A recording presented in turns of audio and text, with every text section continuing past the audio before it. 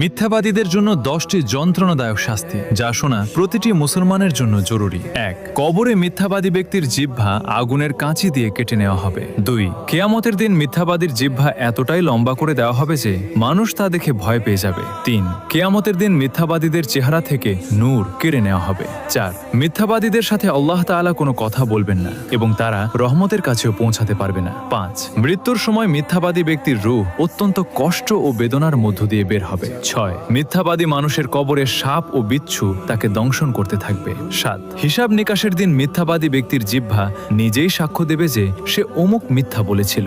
8. আল্লাহ তাআলা মিথ্যাবাদের দোয়া কখনো কবুল করবেন না যতক্ষণ না সে মিথ্যা বলা থেকে তওবা করে। 9. জান্নাতের দরজা মিথ্যাবাদী ব্যক্তির জন্য বন্ধ করে দেওয়া হবে যতক্ষণ না সে সত্যকে গ্রহণ করে। 10. মিথ্যাবাদী ব্যক্তিকে পরিশেষে মুনাফিকদের সাথে জাহান্নামের সর্বনিম্ন স্তরে নিক্ষেপ করা হবে।